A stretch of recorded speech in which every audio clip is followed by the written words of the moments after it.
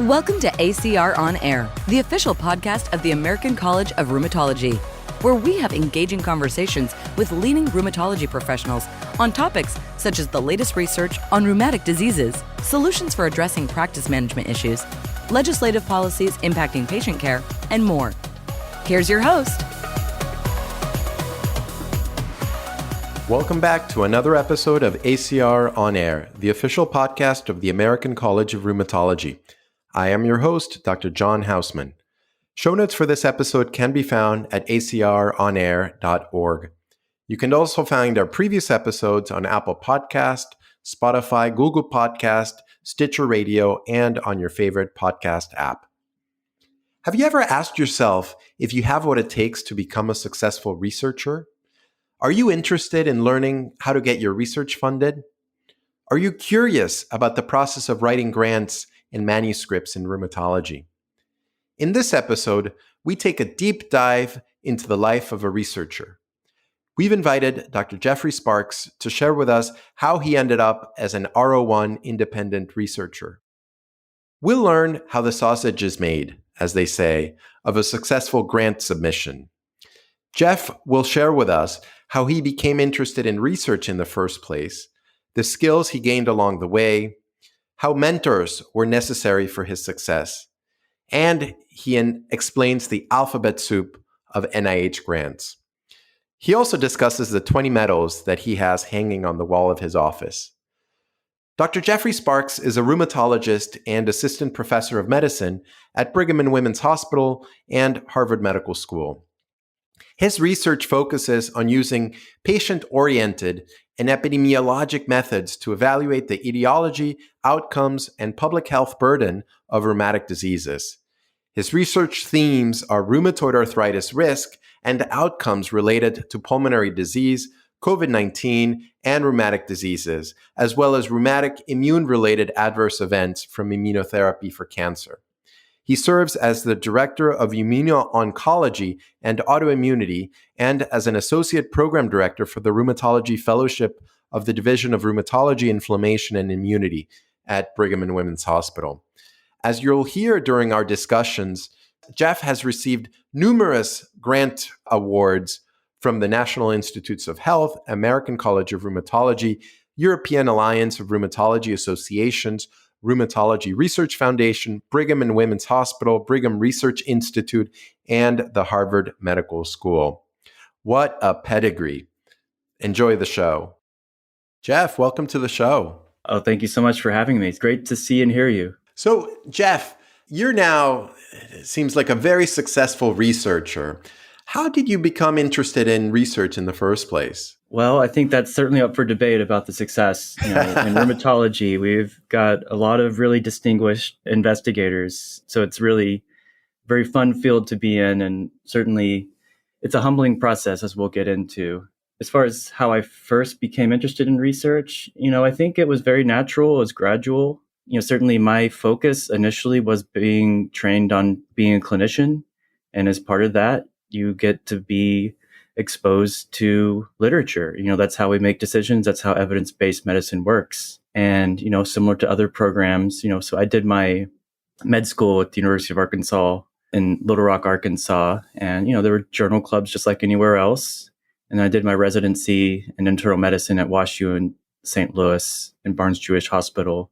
That's probably where things really took off. You really understand the crux of decisions that we make and, really understand the disease states a bit more and, really get more immersed into literature. So it was fairly gradual as far as just, reading papers, trying to understand how those came about and, really trying to digest those and understanding all the nuances that goes into those.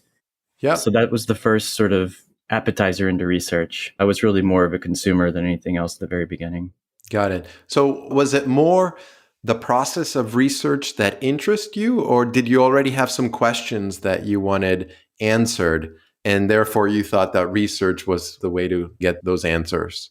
I don't think there was a single moment. I will say that I was part of a program at WashU that paired me with a mentor. So it was a really nice thing in that you didn't have to go out of your way to try to get exposure to research. You kind of had a mentor that you were kind of forced to meet with, for better or worse. Mine was a really good experience, but you got to, have a forum to really talk about things and to kind of think about kind of the nitty gritty about how things happen. Because I think when you're first exposed to research papers, you just see this paper and it's kind of like it appeared out of thin air. So I got very interested about, how do you even get started? How do you ask a question? How do you collect the data? How do you analyze it? And I think that's just a curiosity that many people had, but, that's really kind of where the initiation came as far as trying to really get into the nuts and bolts about how research is done.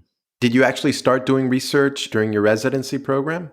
Yeah. So my mentor, his name is Steve Lawrence. He's an infectious disease doctor. That was my first mentor. And I honestly just really liked hanging out with him. He was a really smart guy, fun. And obviously he was an infectious disease doctor. So we decided to do a pretty small case control study, but it was kind of a real important moment for me because it was really something that just came about from us brainstorming together.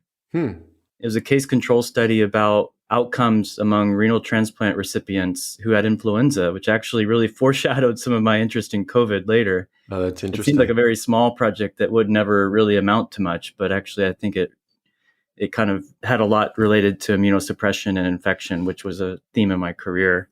But yeah, I really just liked talking to him and, seeing how two people can just think of a project and then do a retrospective data collection. And so I learned so much, and there were some formal didactics as part of that program as well. So that got to, get me introduced more to different types of study design, very intro level related to analysis. And then, there's nothing teaches you more than doing. So actually thinking of the study question, thinking of how you collect the data, actually collecting it, analyzing it, writing it, there's just really no parallel to learning to actually doing it. So that was a really great first experience. And that paper actually got published? Well, that was also a good intro into research because I got to understand how tough road it is and how you do need to have resilience. So obviously writing a first paper is never it's not like you just, write it in an hour and it just pops out. It took me forever to write it and to edit it, and then thinking about submissions to the websites and then it getting rejected for multiple journals. So from the very beginning, it's a humbling process. And I think it should be kind of difficult. Anything that's hard should be a little bit difficult. So I think I was ingrained from the very beginning that this is going to be hard work, that this is not necessarily a smooth process, but hopefully the journey's worth the reward. Got it. And what do you think was it about your mentor that made him a good mentor? I mean, when I hear you speak about him very fondly. So what skills do you think he had that sort of should be emulated by mentors out there listening to us? Well, this is a big topic of mine as well, because I've really benefited from great mentorship. And I think mentorship is not one thing. And there's a lot of different styles to mentorship. There's a lot of different styles to mentees as well. And I think for this particularly first instance, he was very forgiving. He was also really able to hold my hand through someone who's done this from I was really very inexperienced in retrospect. Some of the questions I asked were pretty naive, but you don't start off knowing some of these issues. So I think very patient, forgiving, and open. Those are good qualities, but there's mentors who have very different qualities, and sometimes those work very well for their mentees. So I think it is one of these things where it's not one solution to every problem, and there's different styles, and some work for others, and some don't work for other people as well. Got it. So from doing infectious disease research, you somehow ended up in Boston pursuing a rheumatology fellowship. How did that happen? Honestly, that first project was talking about immune suppression. And honestly, I was not as exposed to rheumatology until kind of the middle of my fellowship or my residency at WashU. I really liked immune suppression and I really liked the diseases. So I thought I liked infectious disease, but I knew I loved rheumatology. So actually with his and others at WashU, Alchem, as Rick Brasington, others, they encouraged me to really look widely. And I really wanted to give research a shot. I really really loved the program here at Brigham Women's Hospital. And I thought that, I really wanted to go to a place that had a lot of mentors, a lot of really active projects, and really didn't know what to expect. But I was really excited for the future and to be really rigorous about my training and seeing where it might take me. Great. So that's a great segue into sort of fellowship. So a lot of fellowship is learning just how to be a doctor, how to be a good rheumatologist, how to follow patients. But, for some of us, we have, 1 or 2 additional years geared for research. How did you structure those years to sort of help you become, what you are today? The structure of our program is not dissimilar to many other academic rheumatology fellowship programs around. We have a track for basic scientists, clinical scientists, clinicians, and basically for the investigator tracks, those do an extra year of research. So coming in, wanting to do research, I knew I was going to do 3 years of fellowship. I also knew I wanted to, get some formal training. So I knew going in that I wanted to get a master's degree.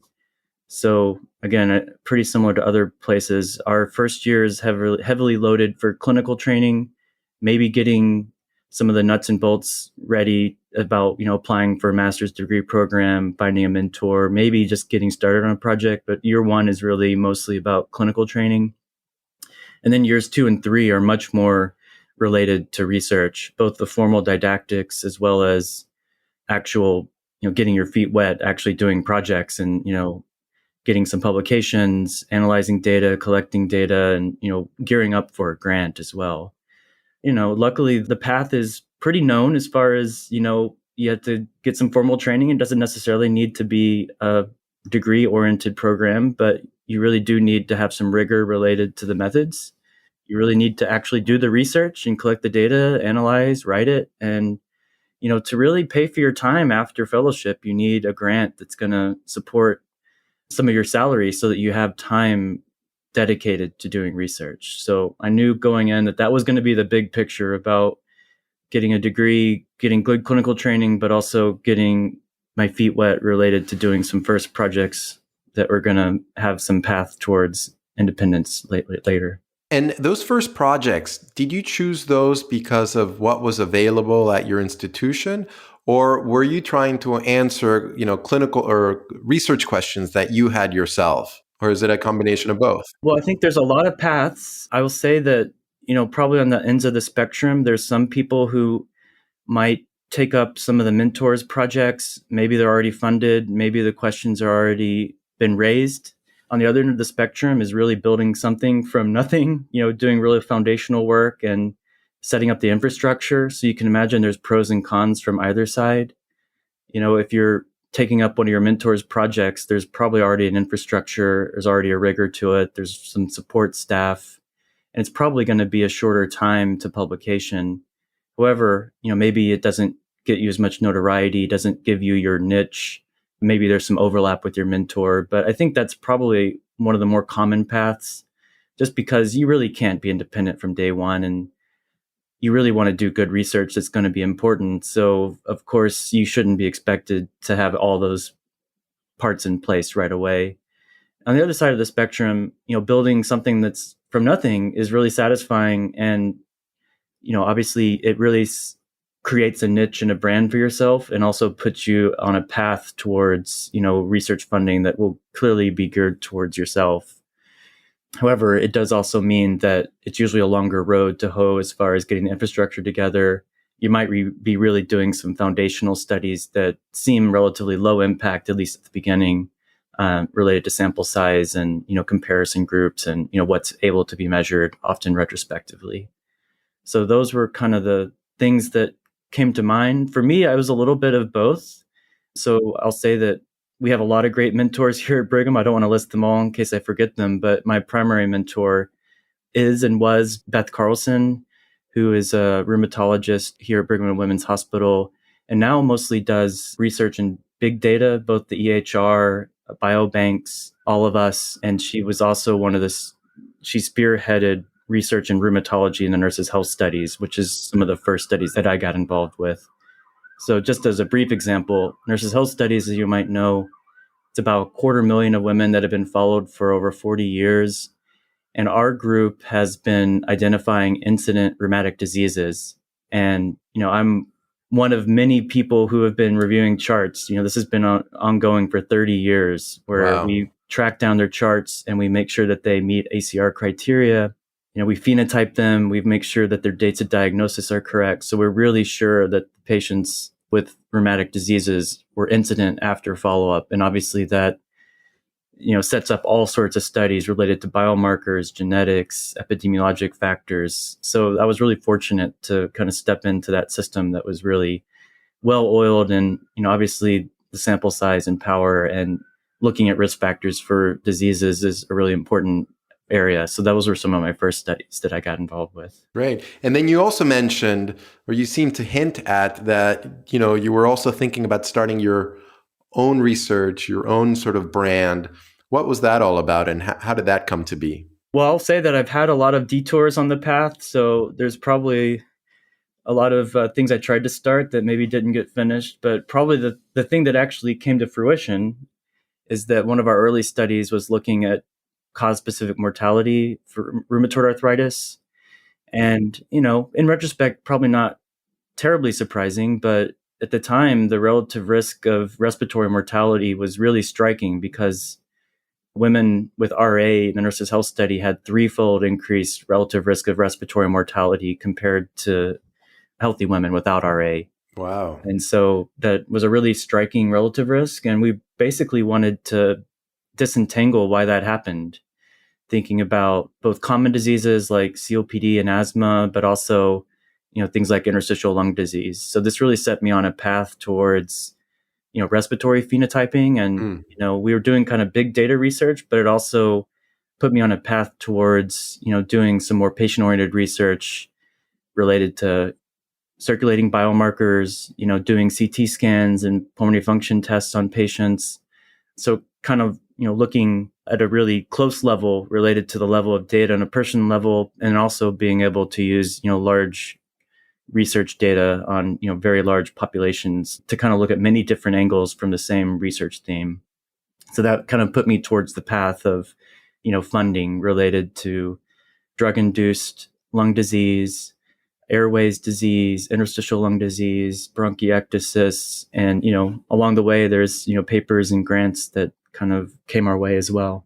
That's great. You mentioned trying several different sort of themes or topics. What was it about this topic, sort of respiratory disease in RA, that made it fundable and successful? And what was it about some of the other things that you tried that maybe, didn't get the outcomes that you wanted? Yeah, I think this is a good part to talk about some failures. And honestly, I think a lot of the ideas were good. And in retrospect, I think they were good as well. But it's just, you have to have serendipity and luck, and you have to be very resilient. And sometimes you just have to lead where the path is leading you. So as an example, I was also doing some studies about, weight change, and we got very interested in weight loss as sort of a non-pharmacologic measure to control RA disease activity. So we put in a few grants related to very low calorie diet interventions, and looking at ultrasound changes and, adipokines and, inflammatory markers. And, the hope was that these patients would lose a lot of weight. Obviously, the patients would like that as well. And that we would learn a lot about, inflammation, metabolism, and how that is related to disease activity. And basically, I think the grant reviews were kind of lukewarm, and they were, worried about feasibility, and people already know weight loss is good for you. I mean, of course it's going to be, they felt like maybe it was already known, and, maybe just luck wasn't on our side. In the parallel, we were also going down this path related to respiratory outcomes in rheumatoid arthritis. And it could just be the difference of a few people sitting around a room in a grant review study section. I think part of it is, the public health impact was clearly there. And, at the time it was fairly novel because most of the research was related to cardiovascular disease. And for me personally, I really like thinking about lung involvement related to, obviously, the air that you breathe is, nourishes your whole body. So thinking about how smoking and inhalants and, drug-induced pneumonitis. And I think it was just a really interesting clinically for me as far as, that got me excited in clinic when I would see patients that had issues with their lungs and trying to think about the differential diagnosis. So I think in retrospect, it was sort of a blessing in disguise because I'm not sure I was quite as passionate about obesity as I was about, really trying to tinker out which of these CT findings correlated with which pattern of ILD and, what test to do next and, thinking about advanced imaging and how to monitor for progression. So I think it really hit a bit more related to novelty and impact both clinically and public health. So, in the end, maybe it was a blessing in disguise that things kind of went this way. Granted, we are still really interested in metabolism and rheumatoid arthritis. Yeah. So you were mentioning that during fellowship, you had this idea that you needed to have a grant after graduating. Can you tell us a little bit about how you were thinking about grants, whether it was, grants from the NIH that you were looking at? And if so, how do you sort of solve that, alphabet soup of grants that they have? I'll say that all I knew is that grants were important.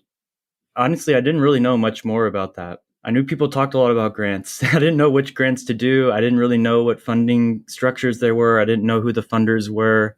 So again, that's where the mentors have to really kind of shepherd you through this process because you're just not born knowing it. And it is really complicated and it's intimidating. So, luckily I think the ACR does a really good job about it. The Rheumatology Research Foundation does a really good job about it. But at the end of the day, it's kind of a one-on-one decision conversation with your mentor about what's the best path for you. And probably the listeners know, because you're probably pretty savvy, but probably the major first funder in rheumatology is the Scientist Development Award from Rheumatology Research Foundation. And it's a competitive grant and it's hard to get. And it takes some track record and obviously great idea, great mentors. So it's not like a given just because you're interested in a beginner, they don't just give these out. So even before that, you need to have probably at least a paper or two, certainly papers ongoing, presenting research at conferences. The Rheumatology Research Foundation, we're incredibly lucky in rheumatology to have them on our side. Not all specialties have this. That's kind of one of the first grants to think about. I'll say at other programs, sometimes to get another year of fellowship paid for, or to actually pay for your master's degree, there might be some other grants, often internal, but sometimes through NIH that can be helpful. A lot of training programs have T32 grants, which is a training program that helps to support their fellowship program as well as their research training. Some fellows might apply for an F32, and this is you can kind of think about it as an individual training grant that's given to a single person to help support their research fellowship. Our program is uncommon for us to apply for that, but I think there are fellows around the country that do need that. And that's actually kind of a nice first grant as well because it is from the NIH. So after the Rheumatology Research Foundation, I'll mention there are some other grants that are aimed at early investigators, in particular the Investigator Award, as well as the K-Bridge Award. But really kind of the holy grail that you're looking for towards as a junior faculty are the K-level grants from NIH. There's a lot of resources on the website, but probably the most common ones to go after for physician scientists would be either the K23, which is geared towards patient-oriented research, where you're often recruiting patients and consenting them. A K08 is often a bit more basic-oriented, often doing biomarkers, cellular assays. Maybe you're doing things related to freezers or animal models. There's K01 as well, which is typically more geared towards PhD scientists rather than clinical scientists. For people who are really right on the cusp of independence, there's also a K ward that's called the K99/R00, affectionately called the kangaroo. And I actually don't really know many people who have gotten that, but again, they're usually people who are really right on the cusp of being ready for independent funding. You got your research from, it sounds like, from the RRF. Yes. That initial research. And then you were already thinking about applying to the NIH for one of those K awards? Yeah, so my path was the RRF initially. And then the K23 is a patient-oriented research award. And both of those grants were related to respiratory outcomes in rheumatoid arthritis using different data sets and then also collecting my own data. So at the very beginning, you might use your mentor's data sets or use publicly available data sets or administrative data and maybe have a small component of prospective data collection. Often as you get more down the line, you're going to have bigger prospective studies where you're really collecting the perfect data that's going to answer the research question that's going to be very impactful for your patients and their field. Got it. Okay. And then at the same time, are you at all working with industry? I know that industry sometimes offers grants or consulting opportunities and things like that. Or do you sort of, some people love working with industry, some people hate working with industry. What's your take on that?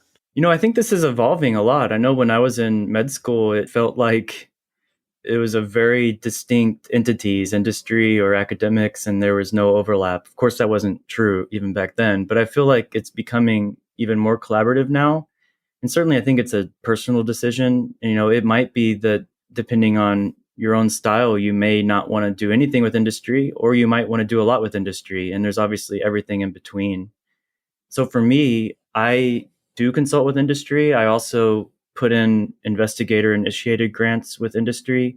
But I have to say, I think it's a really great resource. They do really good science. And at the end of the day, we treat patients with medications. So to not involve industry at all into the thought process, to me, I do think it's worthwhile to do that. So for me, I have done some industry-initiated research grants. Great. So it sounds like the NIH, the RRF, and then at the same time, sort of you're working with these, research physician-initiated grants from industry. Right. Can you tell us a little bit about your K grant, what questions you were asking, and how that led up to what came after? Yeah, this kind of becomes ingrained in you when you've gotten a grant and done all the work. It's sort of like, it feels like one of your children, So for K grants, they are 5-year awards, and they're typically 3 aims. And so the theme of my grant was respiratory outcomes in prospective cohorts for rheumatoid arthritis. So aim 1 was related to the Nurses' Health Study again. This was looking at the basically bidirectional association between lung diseases and rheumatoid arthritis. Basically, does RA put you at risk for developing COPD? And conversely, does COPD put you at risk for RA?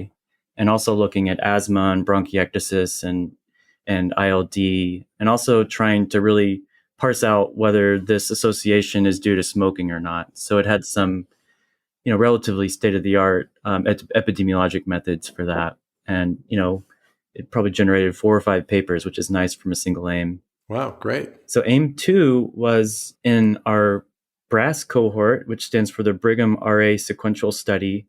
So this is an RA-only cohort here at Brigham that has about 1,600 patients. And for this aim, we were really looking to see about RA factors, how they associated with respiratory outcomes. In particular, disease activity, medication use, and also autoantibodies. So these are obviously RA qualities that really only apply to RA patients, so it made sense to only look at it within an RA cohort. Also, found a lot of associations between these different qualities and, respiratory outcomes, things like shortness of breath, CT chest abnormalities, pulmonary function test abnormalities. So there's a lot of, dots to connect, and again, papers that got produced. As part of that aim, we also did a relatively small prospective study that was a kind of a cross-sectional study where we enrolled patients to get research measures for pulmonary measures. So that was the genesis of what became SailRA, which is funded by now an R01. So we were able to enroll patients to get chest CTs, PFTs, banked blood, all sorts of surveys that were very specific to respiratory outcomes, in a way to make it preliminary data for a bigger grant, but also get some data that's going to be helpful for that. Then finally, the last aim was related to autoantibody profiling, both in the Nurses' Health Studies as well as in BRASS. And basically, with collaboration with Bill Robinson at Stanford, we're able to measure fine specificity anti-citrullinated protein antibodies to see whether we could find a antibody signature that put patients at risk for lung disease, in particular ILD. So that was the whole grant. And luckily, it did end up being very productive. And actually, what we proposed is pretty similar to what we produced. So I was pretty proud of that, too. That's great. And as you're working to try to answer these questions, are you also thinking ahead about the next grant? Yes. Are you sort of, you're writing papers and you're applying for various grants and you're thinking about sort of the next NIH grant? Yeah, it's definitely a cycle where, it has to be kind of ingrained in your life cycle, or else it can kind of take over, because you can always be thinking about the next grant or next paper, and it can drive you crazy. So you just have to understand that this is kind of the life cycle of a researcher, is that every grant leads to papers and every papers leads to another grant, and hopefully it gets bigger and better, and it is really impactful for patients. For example, you really don't want to apply for a grant at the very, you need a lot of prep time, but even related to preparing for the grant, it's a long time before it gets reviewed and you get a decision. And you don't really want a grant to be a make or break moment. So I always try to apply for a grant, at least a year before I need it, because you get, oh, interesting, for sure, are able to get rejected first and it not be a life or death moment related to your career. So, but that does mean that, in year 3 of your K, you're really thinking about applying for your R01. Even though the funding for the K is 5 years, you really start preparing very early for the next, larger grant. And then once you have an R01, you start preparing for your next R01, you prepare for the renewal. So oh my it goodness, is a lot of, it's an engine that needs to be fed, I guess. Got it. So tell me about the sort of thinking about the R01. Did you take sort of questions that arose from your K in order to propose those as the aims of your R01? Is that how things work? Yeah, in an ideal world, you've already mapped out your whole career, but of course, it's hard to really predict. I mean, I knew I was interested in the theme of respiratory outcomes in rheumatoid arthritis. And I knew that, in that prospective study that I mentioned in the K, that we wanted to collect a lot of data and, have some nugget there that's going to lead to something bigger. So that's kind of what happened for the R01, that the cross-sectional study became a longitudinal study. And it went from a single site to multiple sites. And, it went from hypothesis generation to hypothesis testing. That's what they tell you in the books, but it's a lot harder to do. This is over the course of, 7-8 years as far as thinking about this timeline. And I'll mention there's many rejected grants in the meantime. So this was not necessarily a linear process. So when did you get your R01? When was that funded? Oh, it was funded just over a year ago, and just as my K was ending, but I got it on my 3rd submission. Yeah. So this is why you want to have some overlap between when you apply and when you need the grant. So it luckily worked out, but it was definitely a lot of tense moments, and there were definitely rejections along the way, because I think I applied at the very beginning of my 4th year of my K before it came through at the end of my 5th year. So is this it? Did you make it? Like, does Jeff Sparks, does he sit atop of the mountain and just, bathe in beauty, looking around, and you finally made it? Or are there further mountains ahead? Oh, yeah, this is one of those mountains beyond mountains moments. I definitely don't feel like I've made it, that's for sure. Once you get an R01, this means you're an independent researcher, but it also means that you're on a level playing field, if you will, against very seasoned researchers that have been doing this for 20, 30 plus years. And, you no longer get credit for being young and inexperienced. So, no, it doesn't feel like that at all. And you usually have more staff to pay. You have a bigger team. That means you need more grants and you need to pay for your own salary. You want to hire more people. It's kind of one of these where you grow and you have to get it funded. So there's definitely more to accomplish. And, again, it's not just about getting grants or papers. We really want to answer important questions that are going to be impactful for our patients and help us, diagnose, treat, manage, prognosticate everything that we want to do as great great clinicians. And it really comes down to that in the end. So it's not just about papers and grants. Yeah. It's so interesting, thinking about even before medical school, thinking about, once I get into medical school, then life will be great. And once I finish, I get into residency, then life will be great. And then fellowship, and sort of the mountains become bigger and bigger, higher and higher. And it seems like there's no end in sight. I mean, now you're an independent researcher, you have an R01, and that provides you a grant for how many years? That's another 5-year grant. Yeah. Amazing. And you're still looking at sort of the next grant and what's coming down. So I guess the question is, are you happy? Like, is this, are you where you want to be? Having achieved that aim of the R01, is it everything you hoped it would be? Or are there things, missing? That's turning into a therapy session. I love it. I'll do some self-reflection here. I think I am very satisfied. I think there's definitely no monotony. I think every day is different, and working with my team is really gratifying, and helping patients. I think in a way you become like a small business, because you have a research infrastructure that you have to support. You have to pay your own salary. You have to pay your bills. You have to pay all the research.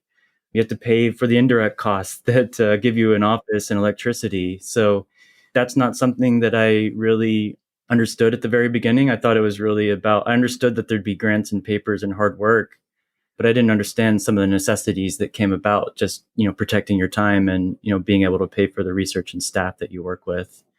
But it's incredibly gratifying. And obviously there's a lot of creativity and free license. And, I just got back from Easter Island and Rapa Nui, and, besides canceling my clinic, I didn't really have to tell anyone. And you do have a lot of freedom to manage your time as you will. So hopefully, I think that was a good example of being able to, have a lot of freedom and, hopefully make an impact with others. And also, it's been really gratifying working with trainees. I still feel that need a lot of mentoring myself, but it is very gratifying being on the other end of things and seeing people succeed. It's honestly even a better feeling than yourself, because just to see where they started and where they go and how excited they get with papers and grants, and how important it is for their career. And it really is, can be career changing. So to be a small part of that, it's really gratifying. That's great. So you mentioned sort of time management. I remember, when I started the research years in my fellowship, on the one hand, it was incredible because you had all this free time. But on the other hand, it was really challenging because you had all this free time. And it was up to you to sort of figure out what to do with that time. So how do you manage your time? How do you make sure that you stay productive, that you still have a social life and a family life and everything else in between? I think just from taking a step back, you can't do everything. This notion of like the triple threat clinician, scholar, educator, I think we all do it a little bit, but to really do them all equally is really hard. I just have to know that I'm going to put most of my time into scholarly work and investigation, and I'm not able to be a full-time clinician. I do a half day of clinic a week. And related to teaching, I like teaching, but I'm not going to be able to run entire courses, take every med student under the sun and, take them on rounds. So I'm very cognizant that, my path has led me towards investigation, and that's really, my passion. And honestly, I like to just see things through to the end. I'm, related to that life cycle of research we talked about at the very beginning. I like coming up with ideas and, collecting the data, but getting the paper submitted and accepted, that's really what kind of drives me. I really, at this point, kind of have compartmentalized all the different steps that it takes. So I think once I want to start something, I want to finish it. So a lot of it is really being self-motivated. And honestly, when you hire staff, you don't want them being bored, not having anything to do. So part of it's, if you got a lot of research assistants, you got to have enough work for them to do, which means finding patients, having studies for them to enroll in. If you have analysts, it means having data to analyze. So part of it has been just making sure that everyone has enough to do. And obviously, if they don't have enough to do, then that's a problem. And luckily, our team is never bored. But it becomes that, each study becomes its own entity that you have to kind of shepherd through the entire process.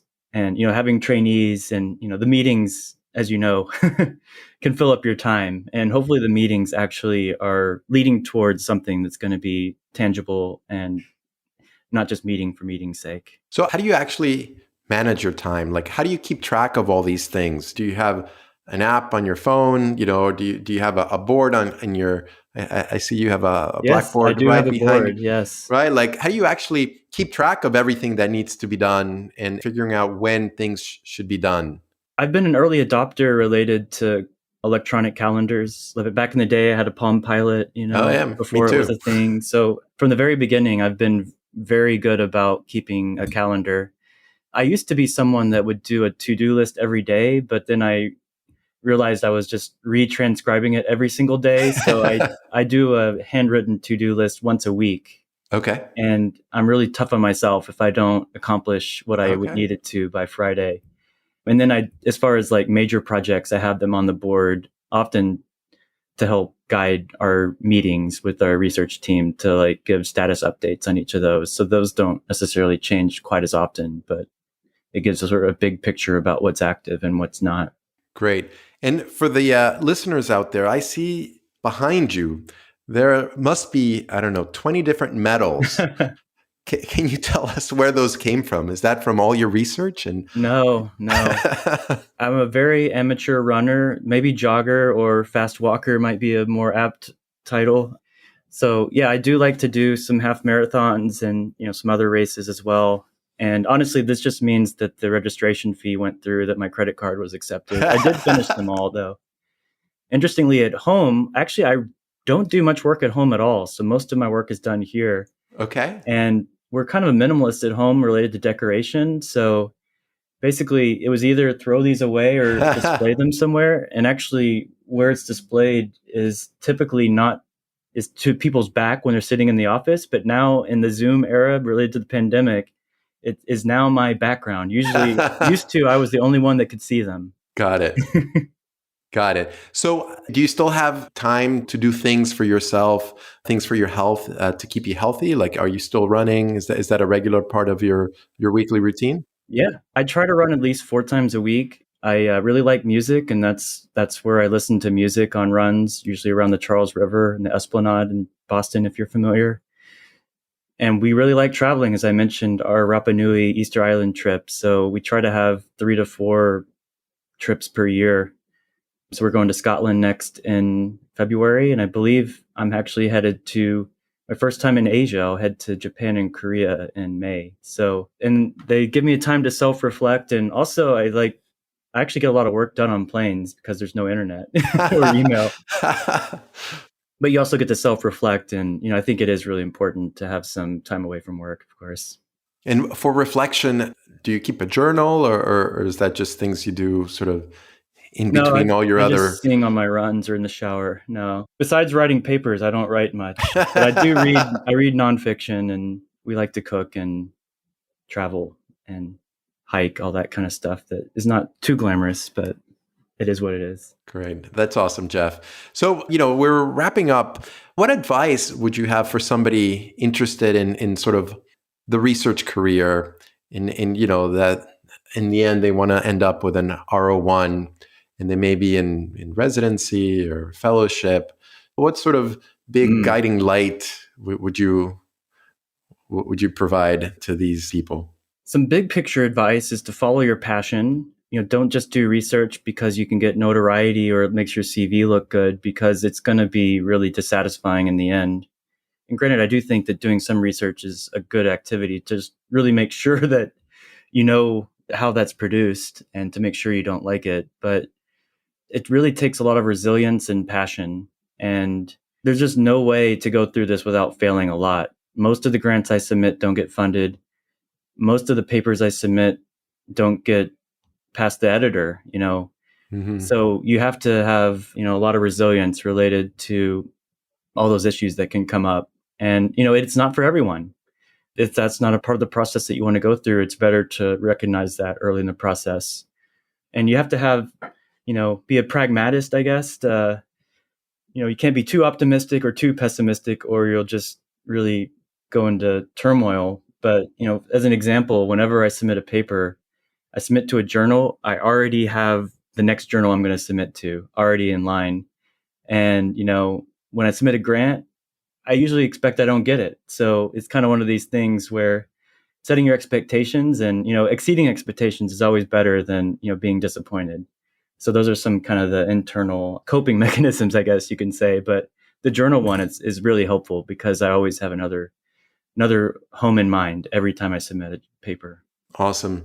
Jeff, this has been really wonderful. It's great to catch up with you. Yes. Best of luck with all your research, and thank you for your time. Thanks for having me. Good to see you. Wow. The life of a researcher is much tougher than I thought.